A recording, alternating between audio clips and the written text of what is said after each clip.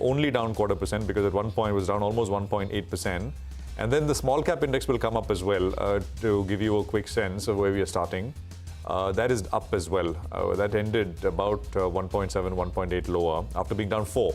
So about a quarter, feeble kind of recovery, but it's green 16,000 and 38 on the small cap space. About 2:1 advanced decline, but stocks are still opening up. Nifty heat map is up on your screen. There's more up than down and some green, actually lots of green this morning. So let's see if it holds 23.35 with about an 80-odd point gain. Guys. Well, Bajaj Auto is your top Nifty gainer, up 2%. There's lots to like in the numbers, as Sudarshan was pointing out. It was a margin-led beat.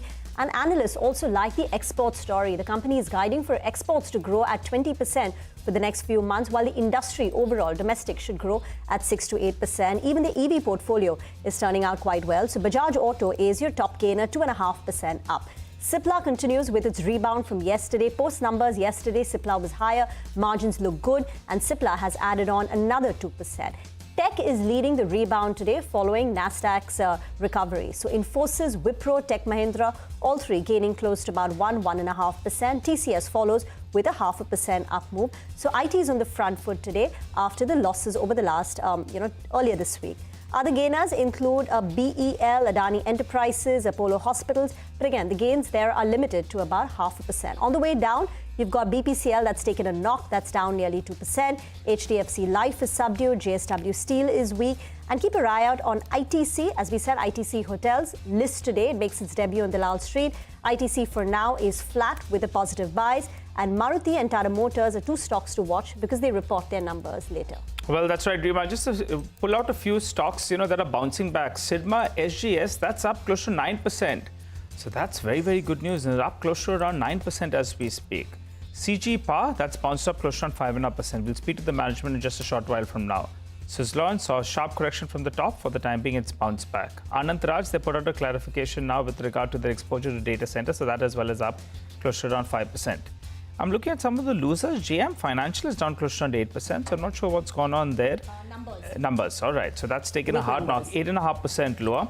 Apar Industry is one of those big gainers in the last few years. Well, it's gone up more than 10 times, I think, in the last 4 years. Yesterday, it was down 20%. Today, as well, it's down close to around 4%. So let's see whether or not there is any kind of interest that comes at lower levels. Piramal Pharma numbers didn't look too bad, but the stock is down close to around 2.5% as we speak. So for the time being, the markets are in the green. The breadth of the market, if we can end anywhere close to this, 3 stocks advancing with 1 stock that's declining, the bulls will feel very, very good. And it's been a while since they felt so good. But the good part is we still have stocks like Sirma that are bouncing back, now up 10%. Wow. When did we see that last? Absolutely. NetWeb is recovering about 7-odd%. One-way fall, right? I mean, the bottom of the screen. Actually, one of the sharpest falls has been in NetWeb. But coming up with about a 200,000 share volume right now, 1565. And that is related to sort of, data center hardware and a bunch of businesses which are related and feeding into that sort of AI-led infra build-out. Now, the other, of course, as Nigel mentioned, is Anant Raj. Both, by the way, have put out clarifications this morning about the fact that DeepSeek is not going to sort of hurt them. If anything, it expands the market. And with Anant Raj, of course, it was the data center build out and that was propelling the stock higher. Valuations aside, I mean, they're saying that it should not hurt. So that's Anant Raj for you. But otherwise, I mean, I think it's largely up and about with a fair bit happening at this point in time. So slowly, the mid-cap index has crept up to about being 0.5 higher. The small-cap index is up about 0.65. We've got about a 100-odd point gain there as well. Just these capital market-related plays, the cyclicality is now showing up. So JM Financial is one where the net profits declined by 22%. But even Motilal Oswal is down 3.5%, reacting to the Q2 numbers. Again, profits are down nearly 14-15%, and that stock is under pressure. So whether it's the brokerages or the wealth managers or depositories, I think this quarter has been a bit of a check for these capital market players, which have had a one-way run over the last couple of days. So keep your eye on that. Today, these are the two earnings, JM Financial and Motilal Oswal. VIP, keep your eye on that because competition is really hurting VIP. And this quarter, VIP has reported a loss and the stock is down nearly 4%. On the way up, it's Ixigo or late revenues tech, where the numbers are looking good, and the stock has gained nearly about 4.5%. And BHEL, that Vamakshi was just telling us about how the top line looked good, the order book is robust. Brokerages are betting on it, 4% up on BHEL. Well, I just want to pull up the intraday chart of a few stocks. You pull up JSW Energy, the stock was down 10%. They've seen some kind of recovery from the day's low, maybe some shorts in the system as well that could have played a role. But that's up close to 7% from the low point of the day. That chart's telling you the picture. Pyramid Pharma is the other one. That as well was down. That as well has seen a bit of a recovery. And SBI Cards as well, I think it started off 5% down. That's cut its losses a little bit. So at lower levels, some of these stocks seeing some kind of support. So let's see how that goes. But the Nifty Bank, that's the one that needs to drive home the advantage. For the time being, it's up close to around 50 points. It's doing a relative underperformance in the first few minutes of trade. That needs to drive the Nifty higher, if at all we need to go past. TVS Motors, a stock that Sudarshan was just telling us now, is one to watch, because in the conference call, the company spoke about improving margins. TVS Motors, straight off the back, early trade, 7% up on TVS Motors. So that's clearly the star in today's trade in the auto pack. No, absolutely. And I think as, for the broader market, maybe, if you're typically in mid-caps and small caps correct very fast, and if you're not out within the first 5%, 10%, then you kind of wait. Yeah. That's the normal human kind of, psychologically it is very difficult. So as they say, right, if you panic early. Yeah. Otherwise, don't panic. Because now I think it's the point is that maybe the selling pressure we've had, that may be starting to abate. Whether stocks will rebound with the same ferocity is another question. Yes. Broadly speaking. Yeah, and another point, Prashant, is some of these stocks that are seeing that incremental, from 20% falling 30%, it's because of trading action. May not be so much related to the fundamentals, because there could be a large holder in there who's stuck in some other position, and that's why there is some liquidation. So in the near term, some of these companies, which could have come to those attractive levels, they are actually reacting to the trading action rather than the fundamentals. So we'll have to keep an eye out on that part as well. And sometimes, selectively, some of these provide great entry opportunities. So we'll have to see how that goes. For well-run companies with trading at decent valuations and, in fact, promising growth. And promising growth as well. Absolutely. Let's put some of this stuff to Vikash Kumar Jain, right? India's strategist and head of research at CLSA, who is joining us now. Vikash, great to have you with us here. Thank you very much for your time.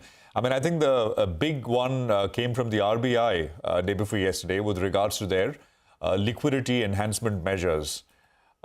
First up, how important is that for the market? And do you see that as a precursor to rate cuts? Are those expectations firmly entrenched in the market now? Go on. See, the rate cut part, honestly, is not that easy a guess, because there are other elements to it as well. We need to appreciate the fact that liquidity before this move was very, very tight in many years, one of the tightest in many years. And we're getting into, a period where there is a bigger liquidity demand in the system because of taxes, etc., as we draw to the end of the fiscal year. And this could very well have been because of that itself. Does this mean that we will have a rate cut? That's the bit which is not so straightforward, in my opinion, because there are other elements like the way rupee is depreciating and the uncertainty on the dollar with whatever's happening with the new regime in the US. So I'm not sure if I can be so confident of this being a hint to a rate cut. Interesting, Vikas, and good to see you, and as always. Well, tell us, what's your overall view on the financials? How will they potentially be the beneficiary of the RBI's move and potentially rate cuts that we're looking forward to? Who benefits the most, banks or NBFCs? If liquidity improving along with, we anyways have an opinion that sometime later in the year there could be rate cut possibilities. I'm just trying to debate whether it is immediately or not. All of that, in general, will be more beneficial for wholesale funded, financials. So it will be more positive for NBFCs. It will be more positive for banks with lesser CASA dependence. So that's the kind of, stocks that would benefit more at the margin from this particular action and from future rate cuts that might happen. Vikash, what about the broader markets? You know, we've seen the small cap index, mid cap index pretty much enter into the bear territory. It's been a fall of more than 20% from its highs. The screen is looking a lot better today, but do you think the pain is over or there is more of a correction to go? See, there are a few things over here. Markets in general, we've been quite worried on mid caps for a few months. Maybe we were a little early, but I think if you look at relative valuations on mid caps and the fact that there is some uncertainty around near-term economic growth in terms of, maybe that we are experiencing a slowdown, and with those sky-high valuations, typically they would be far more vulnerable. On a relative basis, we clearly have a preference towards large cap over mid caps and small caps. So large caps is clearly our preferred area. In fact, I would say our preferred area is mega caps. If you were to look at our India focused portfolio, we are quite overweight mega caps. I mean, a lot of stocks which are over $40 billion market cap over there. So that's the part in terms of preference within the capitalization. However, on markets in general, we've reached a very interesting point where fundamentally we were seeing that this overvalued period would cause a correction. That corrections happened. We kind of were worried about it right at the start of October, and that's kind of played over the last 4 months. We are down even on Nifty 12-13% or so. Yes. Now, interestingly, our proprietary gauge called the sentiment gauge, which tries to quantify sentiment, called the India Bull Bear Index, has recently hit extreme bearish sentiment. In fact, this is the sometime one of the days last week when we saw it, and maybe it will be there somewhere this week as well. Sentiment as measured by this gauge was the weakest since the COVID lows. Okay, so that is a very interesting point. Typically, it has a good track record in kind of, whenever sentiment goes to an extreme, to say that now we could have a contra move. This could be a contra move up. The bit that is more dicey is whether this will be, whether this is the end of the correction or whether this is just a rally and a recovery where sentiment normalizes, we have another leg down. But for now, I would want to, for the ones who are kind of short on the market, this is something where one needs to kind of bear in mind that sentiment has gone to a pretty extreme level as per our proprietary benchmark, which has traditionally been very good in predicting the extreme points in the market. Okay, all right. How has the market, Vikash, reacted once it sort of hits those extreme sentiment levels which you mentioned? And I remember we've in the past also spoken about whenever we've hit peaks and extremes and what is followed next in that sense, near term. So what we do not know about this sentiment gauge is, see, it just tells you that sentiment is at an extreme. It cannot foretell how will sentiment normalize. Sentiment can normalize by, volatility coming down, lack of activity and range-bound action. In extreme cases, that's a rare situation. Typically, it has a spike on the other direction and then sentiment normalizes. And after that, once it is not at an extreme, the index is not that useful. It can very well happen that sentiment goes to well above, close to neutral with a 5-7% rally. And then after that, it can again come back. So that's the bit which it cannot foretell. Historically, it has led to reasonable corrections. Like even as recent as November mid, we had a sentiment pullback. And from then we had a 7% rally in the following 10 trading sessions or so. So that's something which can very well also happen, even if this is not the final bottom. So that's something that one should kind of bear in mind. It just tells you it's at an extreme. How the sentiment will normalize, we will only come to know as the future plays out. All right, Vikas, you spoke about mega caps. We know you added Reliance recently. So in mega caps, which are the safe havens in general? So we've not added that stock recently. There were a few other stocks that we added at the start of the month. That stock has been there for some time in the portfolio.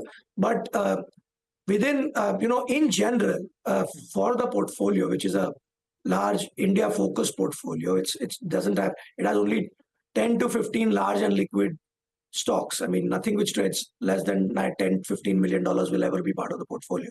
It's a very large and liquid portfolio. We are we went into an out of consensus overweight on staples right at the start of this month, and an out of consensus underweight, a big underweight on industrials again. So those were the two big calls that we took. Other than that, IT and healthcare are our other underweights. While banks is a small overweight, commodities is the other overweight that we have in the portfolio. Okay, all right. Now, what's the view on the IT services sector, Vikash, post all these reports around the Chinese AI startup DeepSeek and how it kind of threatens the US dominance in artificial intelligence and large US mega caps? I mean, any implications for IT services here? See, I think there are pushes and pulls for IT. This DeepSeek event is simply just telling you the vulnerability of stocks when they are at very high valuations. So, I think that's when they are at valuations which are tough to explain. We were overweight on IT till October, and then we turned underweight. In fact, within IT, the name that we own is the most defensive of the lot. So I would say that I'm just not comfortable in looking at IT, and I believe we've already had a pre-Trump trade into IT after November, December, the way the sector did well. We are towards the fag end of that trade, in my opinion. That's why we are underweight on that sector. And our preferred defensive is not IT, but staples. Well, thank you very much for that, Vikash. You have been calling out for consumption to lead the rally, and that being your preferred play. Thank you very much for joining in. By the way, look at the broader markets and the recovery now. The mid-cap index is up more than 1%. The small-cap index has raced away to a 1.5% rally in the first 15 minutes of trade, and the advanced decline ratio is looking quite healthy. We've got 9 stocks advancing, for 2 stocks currently declining. But let's get to Bajaj Auto. The management is waiting by. The stock is doing well because earnings were better than what the street was anticipating. Margins above 20% for the 6th straight quarter. We have with us Rakesh Sharma, Executive Director at Bajaj Auto, now joining in. Thank you very much for joining in. This is Rima here. That's the first question, right, on margins. Can you sustain margins above 20%? What led to the margin performance in the current quarter? And even your EV portfolio has turned EBITDA positive. Where does it go from here? Hi, good morning. Yes, the story for the quarter was coming in at 5th straight quarter of 20.2% EBITDA margin. And it's really driven by a combination of very judicious pricing being taken across the portfolio at regular intervals, as well as, the supportive softening of the rupee, which happened at a very good time from our point of view because of the expansion of the exports business in the quarter, where after almost 9 quarters, exports crossed 500,000 units or $500 million in terms of dollars. So, but there were forces which were downside forces, like, the mix changing a little bit because of the drop in exports to KTM, which were almost higher, which are higher priced, the rise of the Africa component of the business. But, all this put together, we were able to dynamically manage the margin architecture and deliver 20.2. Going forward, I think with the, as you mentioned, one of the best things which has happened towards the closing part of last quarter, and particularly now we will experience it, is the launch of a new platform in our electric business. And mind you, the electric business now is about 22% of our domestic revenues, so quite substantial.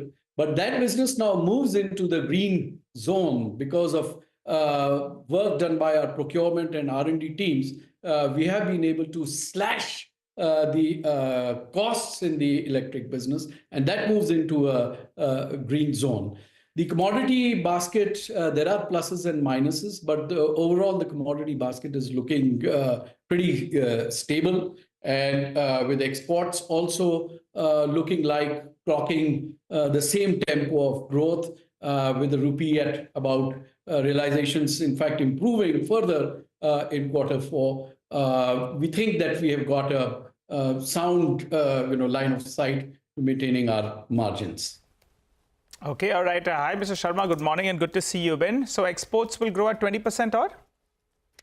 Yeah, they have been, like we've been saying, that they've been year-on-year basis growing at last quarter was 27% growth. And on the back of recovery in almost every region, led by, of course, as I've been saying, in LATAM, we think, and with our good positions in some of these key markets which are coming back to the growth story, I think we should be able to maintain this 20%. But we are watchful of the macroeconomic situation and the geopolitics of it, because a lot of the emerging markets, as you know, are quite vulnerable to any changes on that front. But for the moment, yes, we are planning for a 20% plus growth next quarter.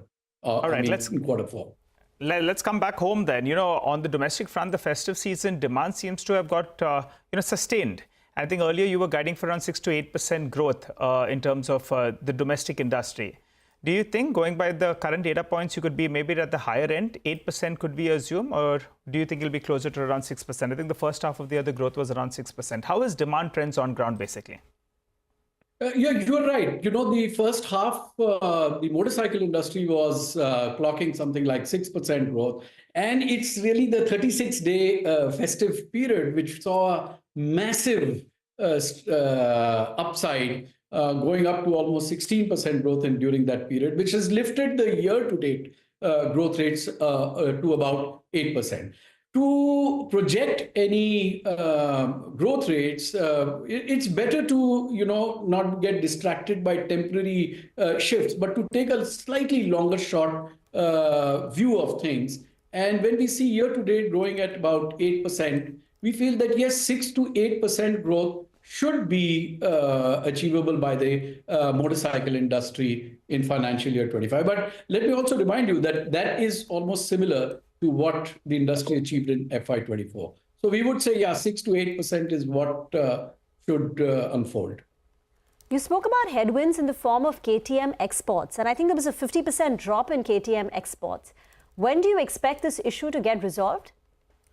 Well, the management of KTM AG is busy putting together a restructuring of the debt plan, supervised by the court, as you know. And there is quite a definitive timeline for that, which is 25th of February. By then, that is when the plan will be presented to the administering officer as well as the other stakeholders. And once that plan is accepted, I think things will start to get to normal, and hopefully the business can start getting restored in the subsequent quarters. The brand and the product acceptance and the demand continues. What needs to be done by the management there is to get the debt restructuring right and have enough liquidity. And 25th Feb is when the plan will be presented by the KTM management.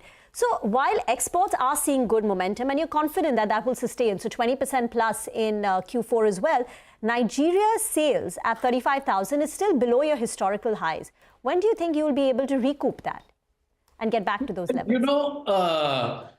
India business, the Indian industry has still not recouped its way back to 18, 19. So I don't know how useful these benchmarks are, because, yeah, it was 50,000 maybe 3 years ago. What we are looking at is quarter on quarter improvement. Yes, there is a potential in Nigeria, and we're very happy with the way the business improved. We've got a 55% market share there. So it's a very important market for us. But as you know, the currency is fragile. The situation has to be monitored month after month, and we are just taking it month and quarter by quarter. Okay, all right. Let's talk about the other opportunities then, Mr. Sharma. And as you said, EVs as a percentage of domestic revenues, it's improved to around 22%. I recall first quarter was 14%, then 20%, then 22%. So good on you on that front. The other big opportunity could be e-rigs. Could you tell us about the launch out there? What kind of market opportunity does it look at, and which cities would you target? Because brokerages are quite positive about this launch and they believe there's tremendous potential. So spell it out for us. Yeah, you're absolutely right. You see, what is this whole e-rig business has in the last 2-3 years almost crept up on the industry because of various reasons. And today, if I just look at the three-wheeled industry, three-wheeled rickshaws, not differentiating between autos and e-rickshaws, that's almost 100,000, and out of which about 45,000 per month is e-rickshaws. Now, a lot of these e-rickshaws are lead acid powered, which is, something which is not good for the customer or the industry or the environment, and those are being phased out. And the lithium ion based e-rickshaws have started to enter. So we are talking about 45,000 units per month. They serve a particular use case. They're narrower. There is their speeds are limited. Their seating, because of the structure, the seating is extra, and they particularly serve the customers in smaller towns and dense areas. And we are taking a aim at this market, building on the tremendous franchise which we enjoy with the customers and drivers and fleet owners with our Bajaj Auto RE business. So by end of March or early April, we will be presenting the Bajaj Auto's e-rick to the market. Mostly this business is in the north and east, with parts of west, and we'll be taking an aim at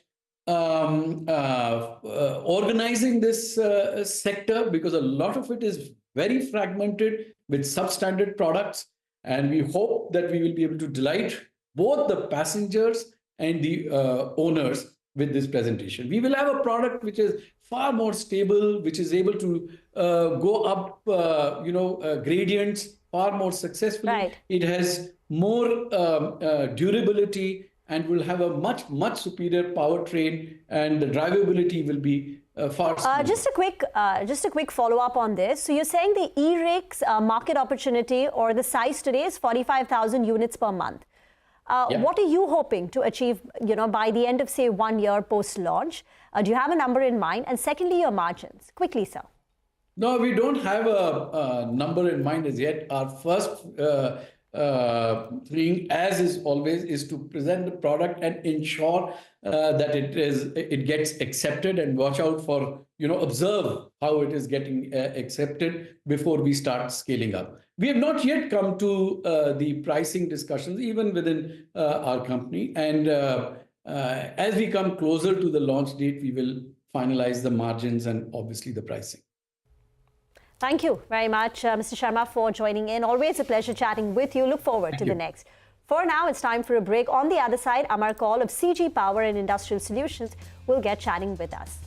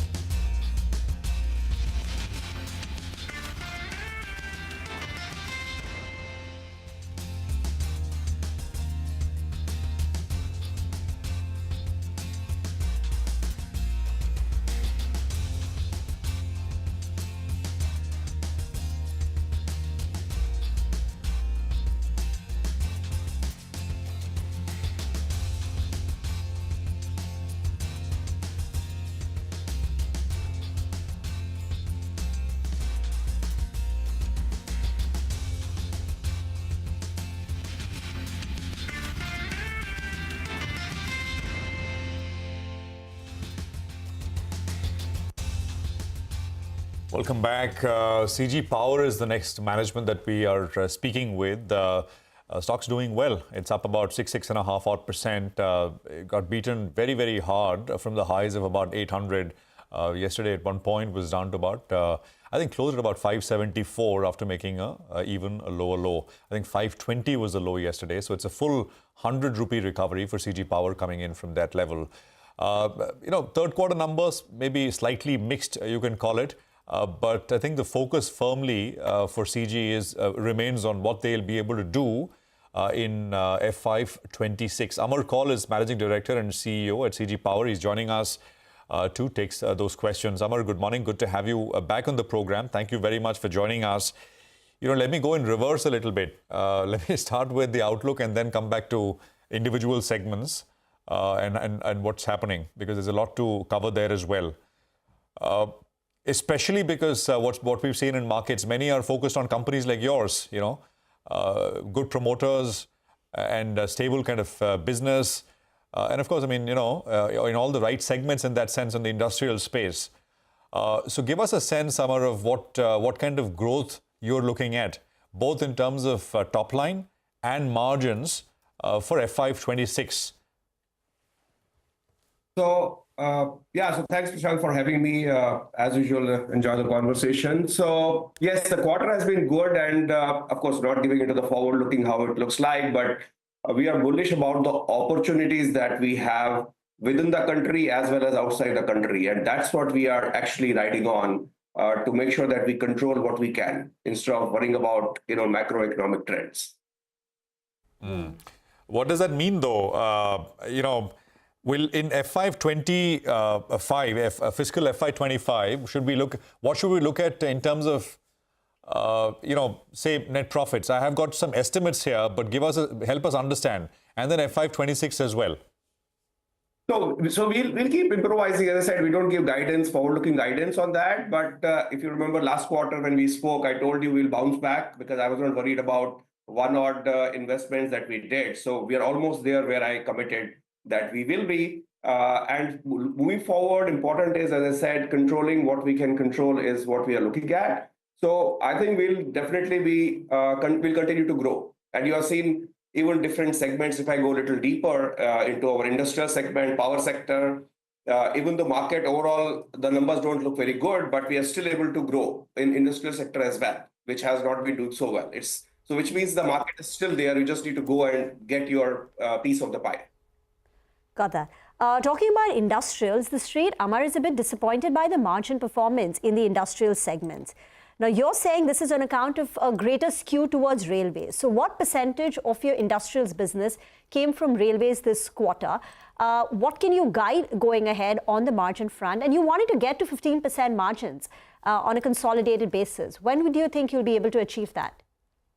So yes, two questions. One, of course, we don't give the full percentage of what railways is and what motors is. But what I can say is our commitment to the nation building for Indian Railways. We'll keep supporting Indian Railways more and more. Railways business is growing much faster, high double digits.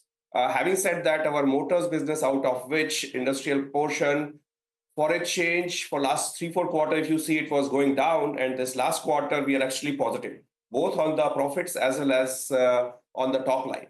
So which is a positive sign that the market is available and we'll continue to get into that. So the skew may change a little bit here and there. And of course, as we are doing our go-to-market strategy to balance Indian Railways with the exports as well, to make sure over the period of next few quarters, we are able to take it close to 14 to 15% PBT that we have a commitment to. So we'll keep inching towards that direction. Okay, all right. Hi, Amar. Good morning and good to see you, Ben. You're putting up, I think, capex of close to around 700 crores for the power transformers capacity. I think is likely to add close to around 45,000 units or thereabouts. Help us out with understanding a couple of details out here. What would the asset turn be and how do you fund this? Yes, it's a combination. So two things. One, this facility that we need is basis the power demand that you have in the country as well as for exports. Today, if you see our order backlog is almost for next 18 months, we are done with that. And we still see inquiries floating around. So it's a great opportunity for nation building as well as for exports. So that's why this investment will go in. Location, etc. We are in the process of hopefully in the next 30 days or so, we should be finalized where we're going to make this investment in. That's number one. Number two is also in terms of funding. One, of course, there are a combination of internal accruals. And of course, as you know, for QIP, we at some point will be raising more funds to make sure we have the surplus cash available whenever we have these opportunities of investment, whether it's expansion or any of the potential acquisition.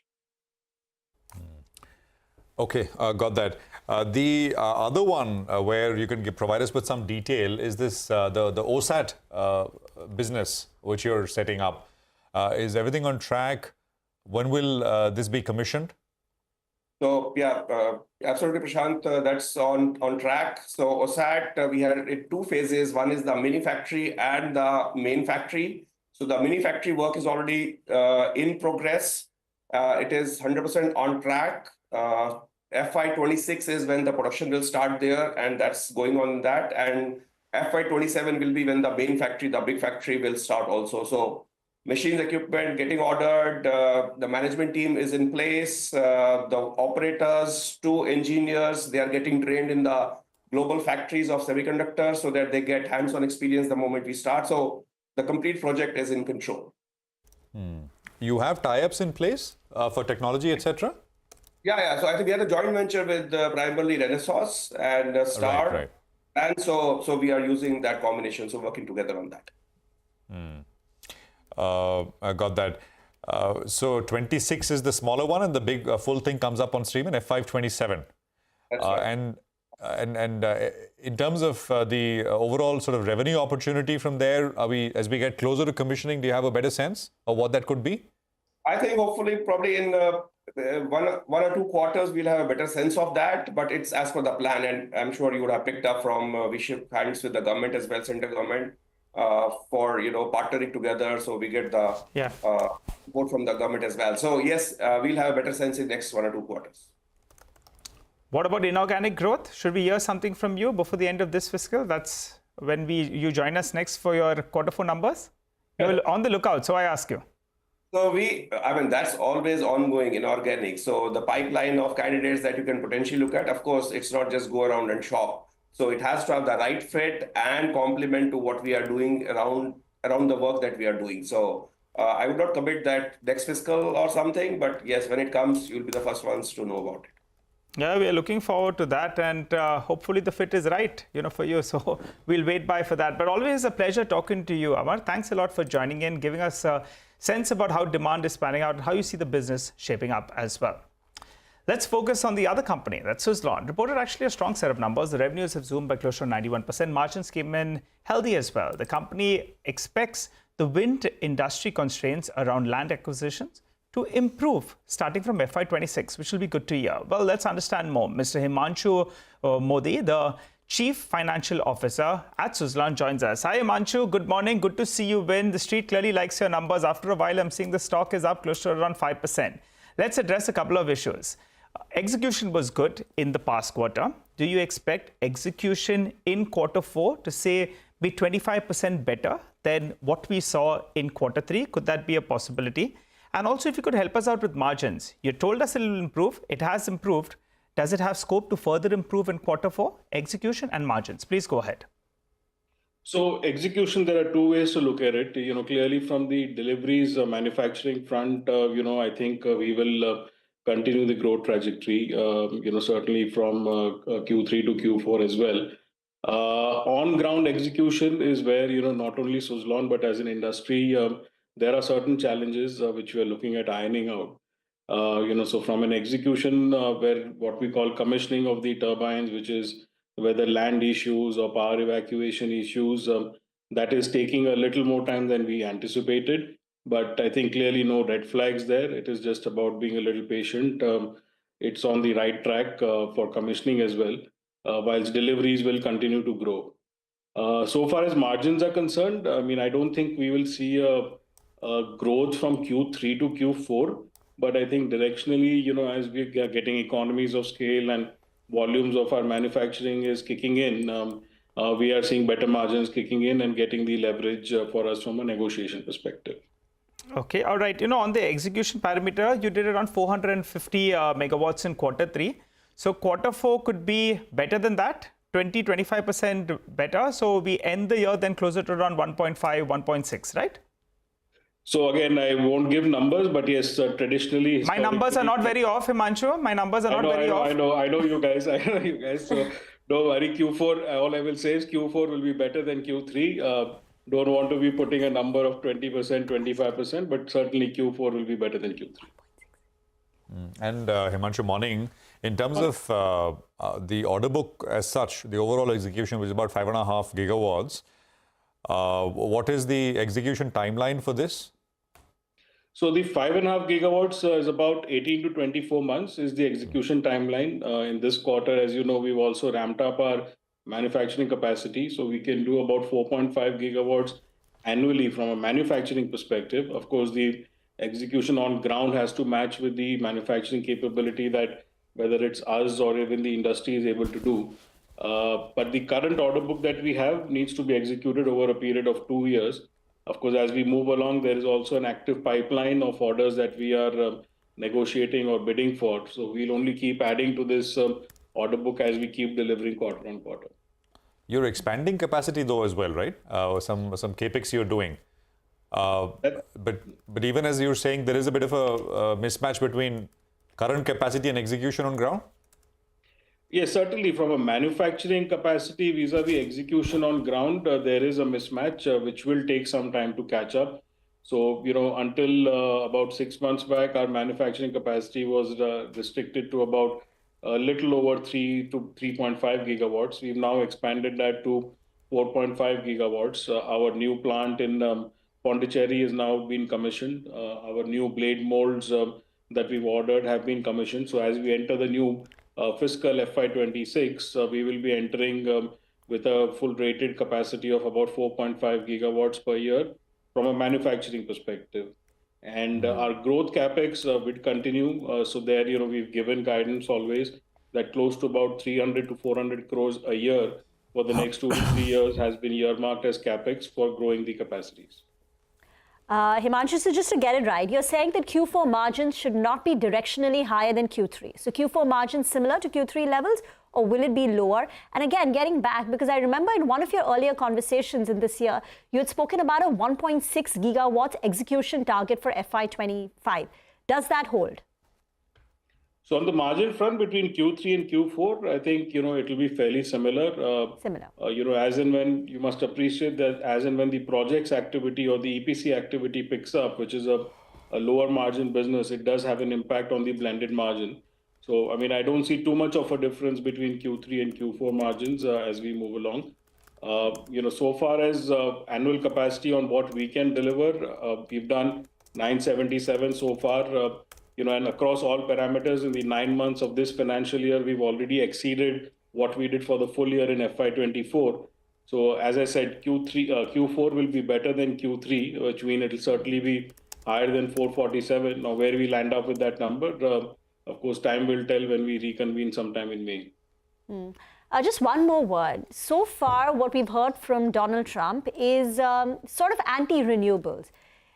Does that hurt the sentiment surrounding your business while you are covered for the next 18 to 24 months, given your order intake and the order book and the visibility that you have for the next 2 years? But what are your clients, global customers, talking about the renewable demand going forward? So I think, we of course all heard the commentary that's coming from the US, from President Trump. All I'd like to say is that in his first term, and that is data available, renewable energy both in India and US have significantly grown.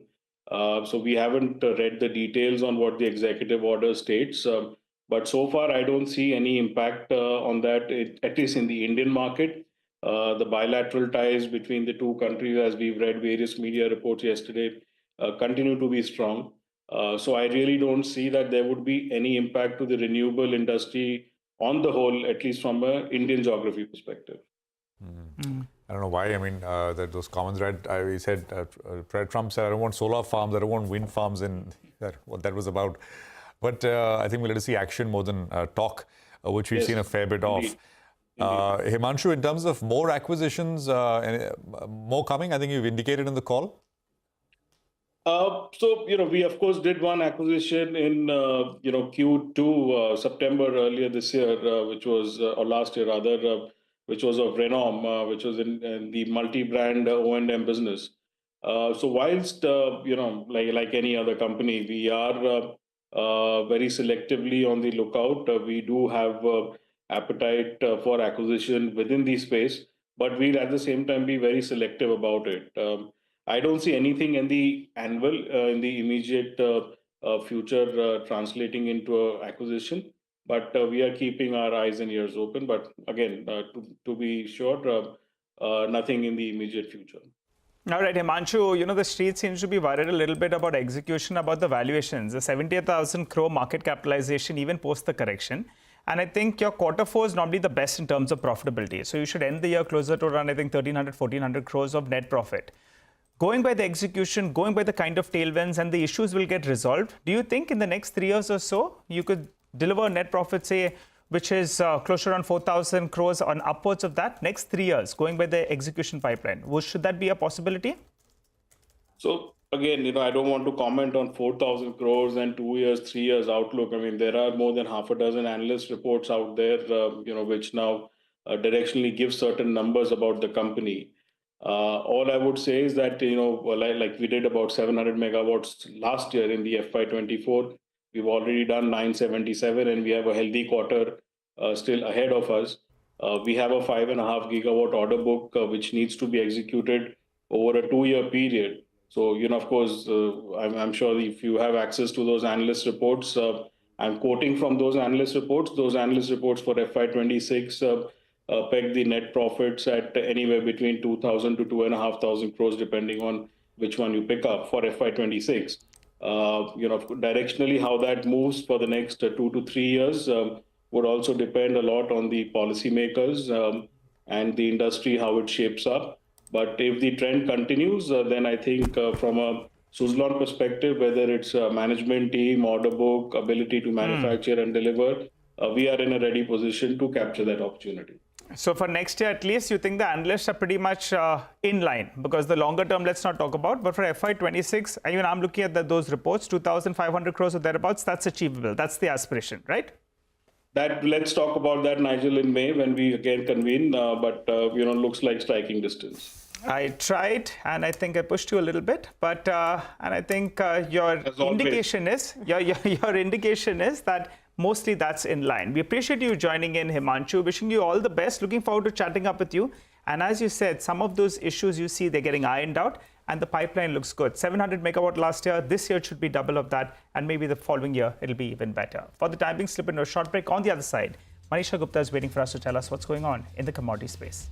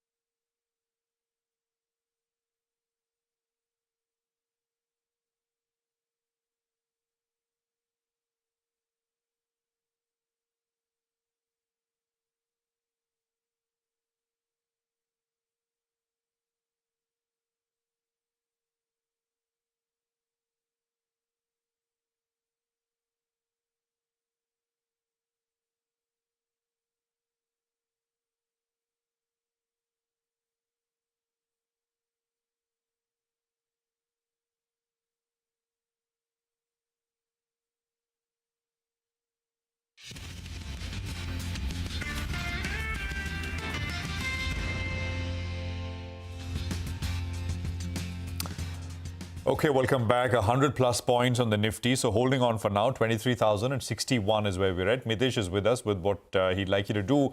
He's, of course, been calling for a pullback and a reversal in bank Nifty and banking sector. Mitesh, what are you observing and new trades? Morning, Prashant. Till now, I think it's the Nifty which is, beating or outperforming the Bank Nifty. But I think the chart structure for both the indices now suggests a possibility of a short-term low. The Nifty, I think, from extremely oversold levels is for the first time on the 30-minute charts, hourly chart is trying to make a higher high and higher low kind of formation, which should see at least a short-term reversal, if not a medium-term one. So the idea is a trade on the long side. On the stock specific basis, I have a buy on IRB, IRB Infra, which I would recommend buying the stop at about levels of 50.3 and a target of around 55 to about 56 on the upside. And the second stock is IRCTC. Again, this could be an early indication of possibly double bottom on the 2-hour chart. So here, recommend a stop at about 745 and a target of around 785. Thank you very much for that. One more stock, Keynes Technology. There is a Jefferies upgrade on the stock, and they note that the stock has fallen 38% in the last 1 month. So after that kind of an underperformance, Jefferies has upgraded Keynes Tech to a buy, 9% up on that. But it's over now to Manisha for a complete check on commodities and what the one commodity that she's tracking very closely today. Well, thank you for that. I'm looking at metals as a space. If you look at this year, we started on a stronger note with markets anticipating that the Chinese data is coming in strong, and you could be looking at demand improving. But the last few sessions, we've seen prices pull down strongly. And currently, we are looking at very strong arbitrage opportunities. And that is because many of the metal prices are strong in the US and have seen a decline on London Metal Exchange and various Asian countries as well. The reason that you have seen the prices run up in US is because there's a lot of stocking happening, even hoarding for that matter, ahead of the expected tariffs coming in. So US has threatened to impose tariffs on copper, aluminum and steel imports. And we've seen prices of all of these commodities and metals gain up in the US markets there. So higher domestic production is what the US is talking about within the country. This will mean higher manufacturing cost for the US consumers there. But this would also mean global demand continue to dampen on the lower side. And that's exactly what we've seen in prices. So the US metal prices are higher, but the rest of the world is looking at weaker prices. The expectation from the market also is that the value-added specialty metal products perhaps may not be taxed because there's no immediate substitute for that. So what we really are looking at is raw and smelted and refined metals in that space. I want to talk about copper right now, and this is very interesting because when you look at the copper prices on LME, we have been constantly declining, but the US markets have been on the higher side. So the kind of premium that the US copper is right now commanding is $389 a ton. Strong markets there, and importantly, US imports nearly 38% of its copper requirements. So this is exactly what will be getting taxed or tariffed.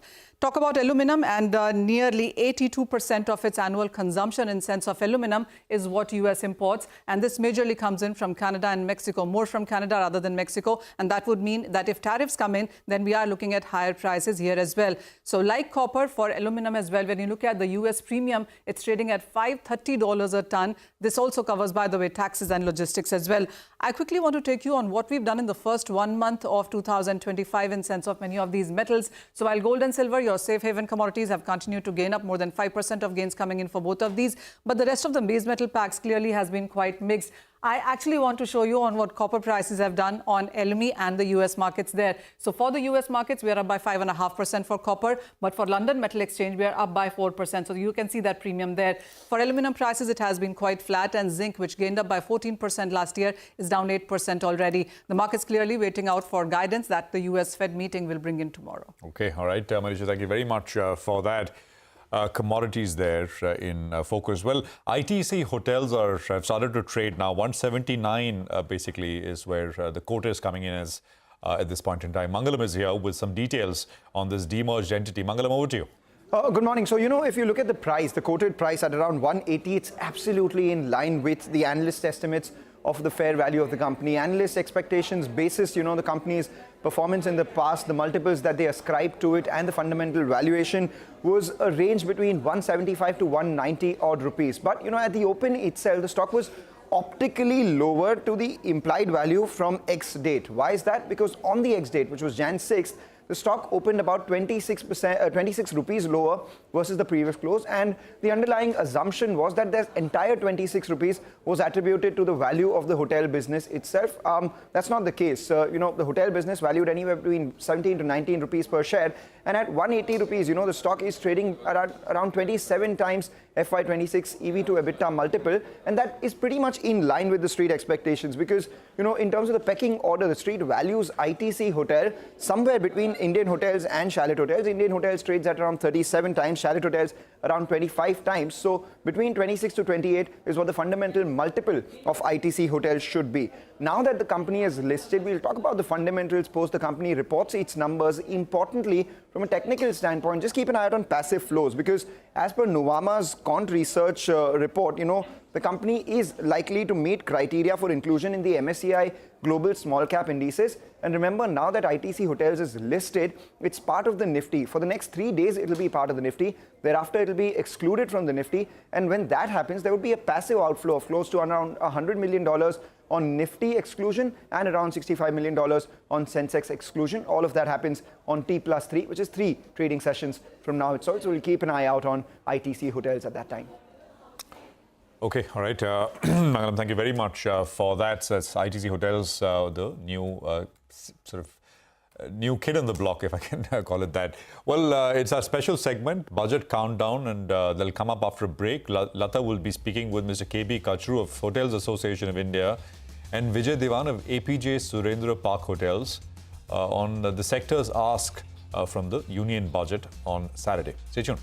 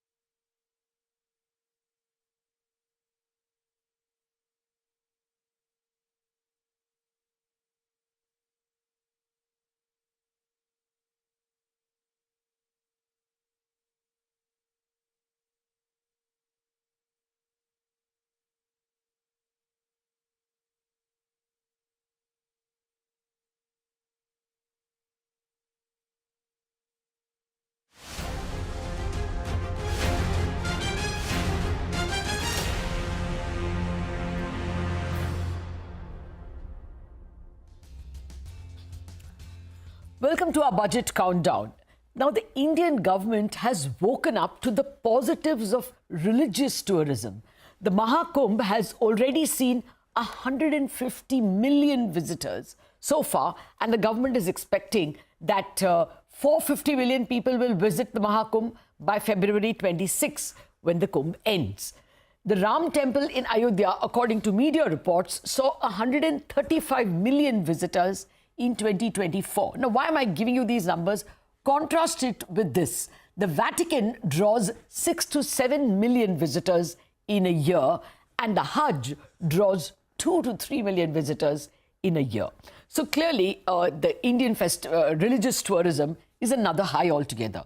Now, the Mahakumbh, according to a PIB release from the UP government, is expected to generate 2 lakh crore rupees of business. So we are talking big business. Tourism and hospitality are big business. The government is becoming aware of it. Today we discuss what are the asks of the hotel industry from the budget. I have with me KB Kachru, President of the Hotel Association of India and head of the Radisson Group for South Asia. Also with us, Vijay Devan of the Apogee Surendra Park Hotels.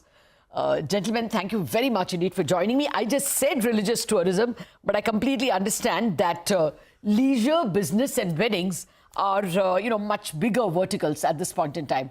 But Mr. Kachru, for starters, what is the big ask from the Hotel Association which you represent? First of all, thank you for having me here with you today. I think we are in a good space to start with. And I feel our ask hasn't changed. What we've been talking to the government and within the industry, I think if we have to achieve what is expected out of the industry and what the government has indicated, that by 2047 we need 100 million international tourists, and we need a great uplift to the domestic tourism, which is already, as you said, what's happening to religious tourism. I mean, it's going all over.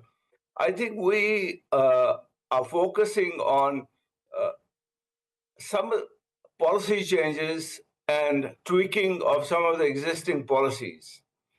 Our major problem today is that we are under room. And the whole of India has less than 200,000 branded rooms. And if you take the city of New York, it has more rooms. And with 1.4 billion people, you can imagine the kind of accommodation possibilities we have. Okay. And we have to take a holistic view. If we have to improve our inbound tourism, we need rooms. And by having rooms, we need investment. And how do you get investment? You have to motivate people to come and invest in India, invest in infrastructure. It's not only the government which is involved. I think all of us in the industry have to So what do you want? What would you want from the government for your? See, at the moment, the under-rooming is working to the advantage of the hotel industry. They're making money hand over fist. But it's not What are you asking? What are you asking from the government for? Asking benefits of the infrastructure status. I think it has to be, tourism has to be on the concurrent list, and all state governments have to declare tourism as an industry and give us industry benefits. If the ports, airports, manufacturing, they have been all termed as industry. Now, I'm glad to tell you that a lot of states are moving. 17 states have already declared tourism as industry. But what is the problem is the execution. It's not filtering down. The execution and passing on the benefits is just not taking place. Okay, very quickly, unless that happens, we'll not be able to attract the attention. 1 minute, Mr. Kachru, what advantage do you get if you are declared as an industry?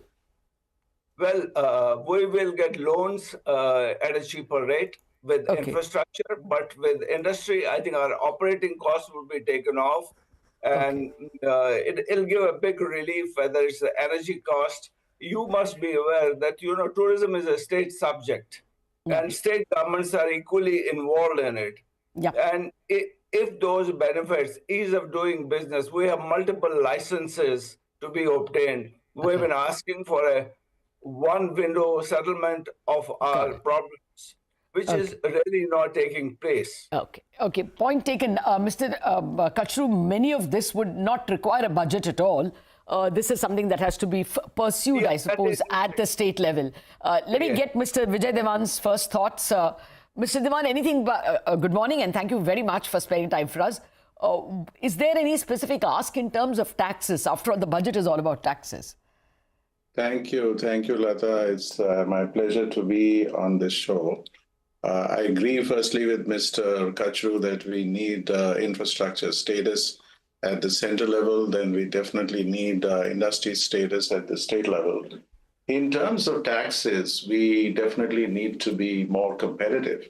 The GST slabs have not been changed over the last 7 years, and the GST is totally uncompetitive at the moment. Over 7,500, the GST is 18% as far as hotels are concerned.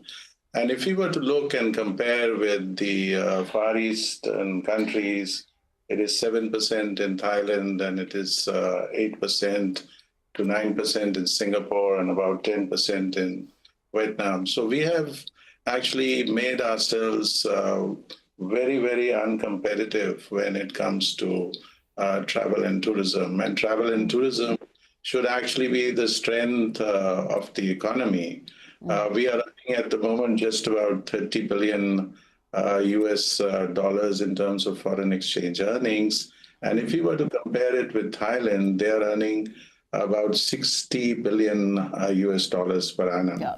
No, Mr. Diwan, that point is taken that, India has not given huge tourism either for export earnings or for foreign earnings. The domestic tourism is just burst on the scene because of the demographic dividend and maybe even the K-shaped recovery. But, the GST ask that both you and Mr. Kachru has in the Hotel Association list are state subjects. You can separately negotiate with the government, but you may not get much in the budget. Is there anything specific that you would that you have in mind with respect to other taxes? I think GST rationalize. Sorry, Vijay, go ahead. Yeah. So what I was saying that the government can, at the central level, give us the export status, because if we get the export status in terms of a foreign exchange earnings, it'll be extremely helpful for the growth of the industry. So that is another ask. And of course, there was a tourism policy which was formulated by the government. It still remains in the draft stage. It needs to be promulgated. And to see that tourism is given the right importance, I think it's important to have an interministerial group which is headed by the cabinet secretary would be our ask, or it could be also reporting directly to the PMO. Yeah, actually, the tourism industry has benefited a lot by India punching above its weight actually in global conferences. The G20, I think, led to a lot of infrastructure improvement with some tourist spots like, say, Ajanta or Hampi getting a facelift for the foreign visitors. Mr. Kachru, speaking of the export taxes that Vijay Devan referred to, I think TCS is an irritant, according to a lot of travel agents I spoke to preparing for this discussion. The TCS, the tax collected at source, makes it unattractive for foreign tourists? Yes, it does. I think one of the key issues is what Vijay indicated is the rationalization of taxes. If we don't put emphasis, and it has to be driven centrally, it cannot be whether it is GST or SEIS. I think these are the things which can be actually coordinated at the central level. I'll give you a very small example. I mean, GST for food and beverage and banquets, if they happen in the hotel where the tariff is over 7,500 rupees, it's 28%. If they hold it outside, it's a different tax structure. And then there are certain state taxes and certain taxes which are different. Why can't we have a uniform policy, particularly those taxes which are pan-India? Okay, yeah, I guess this discrepancy is hurting restaurants or hotels with restaurants a great deal. Mr. Devan, you want to add to that? No, I think the most important thing which we are looking for is this infrastructure status, because there are just no rooms in India at 190,000 or 92,000 rooms. And we need to double this inventory. We need to get more foreign exchange, which is only going to help, because see, if you see today, we have to bring dollars in, and how the dollars can come in, it can come in through exports, it can come in through offshoring, and it can come in through tourism. So tourism can really bring in dollars. And at the moment, if you see foreign exchange reserves are going down, the rupee has depreciated since November by about 2.6%. And tourism here can actually make a very, very big difference.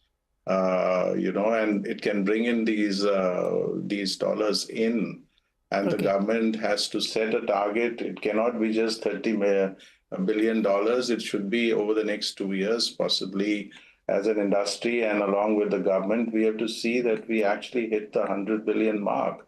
This is very little if we were to compare with any other country in the world in terms of tourism. No, I take your point. In the expected ask, if you're just going from 20 billion to 30 billion, is only about 4% or 4.5% CAGR. Mr. Kachru, what is the current rate of growth of the industry? Well, you see, in terms of occupancy, we and ADR, we are about 6 to 8% what we are looking at. Growth of the industry. Okay, and is there, see, the taxes are one thing. Is it that, even encouraging tourist spots, like for instance, Ayodhya gave a new high in terms of travel and tourism, as has the Mahakumbh. So is it development of, spots like say Ajanta or Hampi or Udaipur? Would that be the bigger thrust for the hotel sector? Yeah, that should also be a thing. There are about 50... Yeah, 1 minute. If Mr. Kachru can do it, then I'll go to Mr. Diwan. Yeah, Mr. Kachru. I think I would like to shift away a little bit. I think everybody from Prime Minister downwards have acknowledged that tourism is a pillar for our economy. I mean, if we provide 9% of the jobs and contribute 5 to 6% to the GDP, first of all, we have to acknowledge. Now, what Vijay said is that we need to market India. If India is marketed, our rooms, our tourism, the likes of Hampi's and Ayodhya's, religion, everything will get marketed right. Fair point. So we have to ensure if Thailand can get 3 times international tourism than us. Yeah. And I take we your need point. to do something about it. Yeah, just move tourism in mission mode. Well, last 10 seconds only, Mr. Diwan, anything you want to add? So government has a plan to sort of push 50 new tourism destinations. I think it should be implemented on a fast-track basis. Also, we need better connectivity because connectivity is the other issue. Today in India, we have only 850 aircrafts.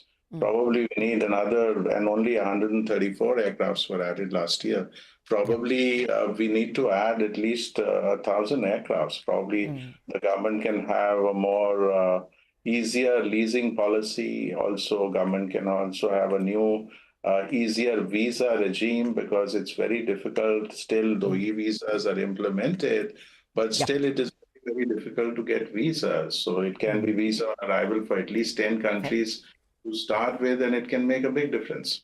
Fair point. Out of time, but we take your point that it is the overall ease of doing business, overall ease of infrastructure, whether it is aircraft or whether it is roads. I think India has come a long way in all this infrastructure, but much more can be done. In terms of taxes, let's see whether we will get anything at all. Mr. Diwan and Mr. Kachru, thank you very much for joining us with the hotel industry's wish list. Wrap up on Bazaar. Chartbusters coming up.